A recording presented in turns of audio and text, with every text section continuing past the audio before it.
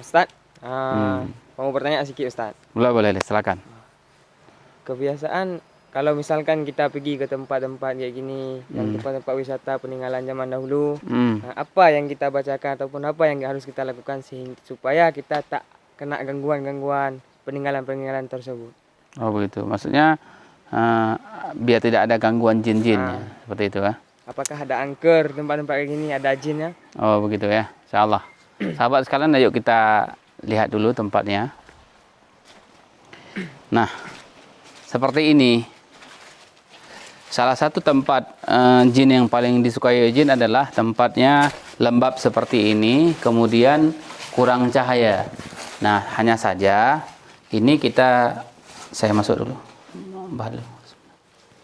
Hanya saja ini salah satu tempat yang paling disukai oleh jin adalah seperti bunker seperti ini, tempat yang tidak kurang cahaya, kemudian lembab seperti ini, sangat disukai oleh jin. Nah, hanya saja apakah kita perlu mengusir jin seperti ini atau apa, itu tidak perlu kita lakukan. Kenapa? Karena ini yang pertama bukan rumah kita. Ya. Boleh jadi ini rumah jin, tinggal di sini tidak masalah, bukan ada masalah dengan kita. Hanya saja sahabat sekalian, tempat-tempat yang seperti ini, kalau kita datangi tempat-tempat yang seperti ini, tempat wisatawan seperti ini, apalagi tempat-tempat yang penuh dengan mistis-mistis seperti ini, maka kita diajarkan oleh Rasulullah SAW agar kita membacakan doa-doa. Karena kebanyakan pernah saya meruqyah itu, ketika saya ruqyah tiba-tiba jin itu kerasukan, dia sakit, ternyata masuk melalui di tempat wisata.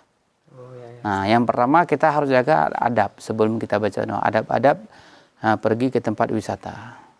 Yang pertama, jangan kencing di sembarangan tempat. Misalnya kita sesak kencing nih, kita kencing sini, jangan.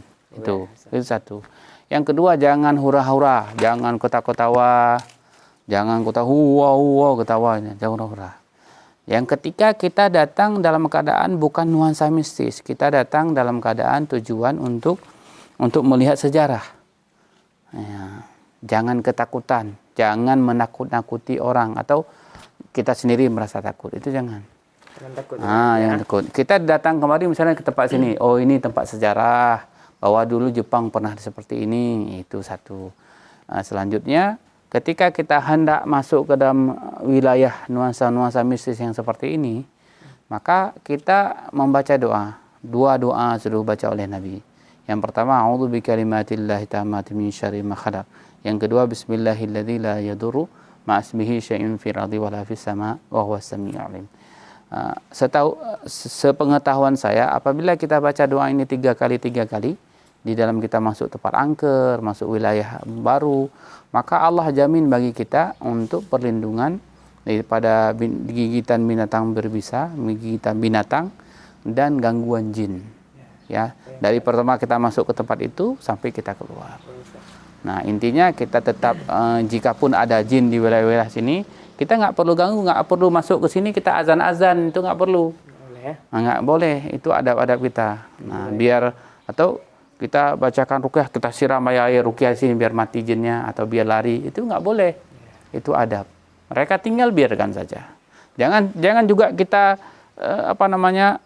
merasa rasakan ini ada jin atau tidak, kemudian kita informasikan ke banyak orang. Itu nggak boleh juga. Kenapa? Karena biarlah orang mengetahui tempat ini adalah tempat wisata dan ini tempat bersejarah. Tetap jangan dirubah dari tempat wisata dan tempat bersejarah menjadi tempat mistis. Nah, ini kebanyakan masyarakat kita atau orang-orang yang dianggap sakti katanya punya indera keenam, buat acara-acara di tempat wisata, kemudian tempat wisata itu malah dibuat tempat-tempat mistis. Nanti dibuat mediasi, tarik jin, masukin ke situ, kemudian nanya-nanya. Kemudian yang anehnya malah percaya kepada jin yang ngomong itu. Padahal jin itu suka nipu. Katanya jin itulah penunggu kubur lah, katanya inilah, katanya itulah. Padahal mungkin itu jin-jin kafir yang kebetulan ada di situ. Seperti itu. Kita jangan lakukan itu. Kita pergi ke tempat sejarah itu, kita mengingat bahwa sungguh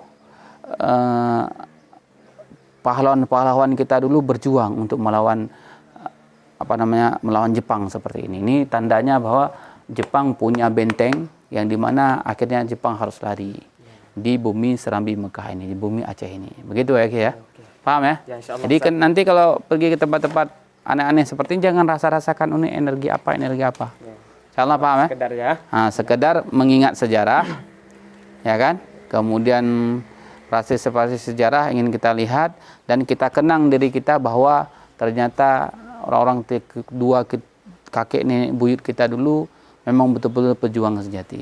Insya Allah paham ya? Insya Allah. Alhamdulillah. Terima kasih Ustaz atas Ya. informasinya. Sama-sama. Yuk kita pulang.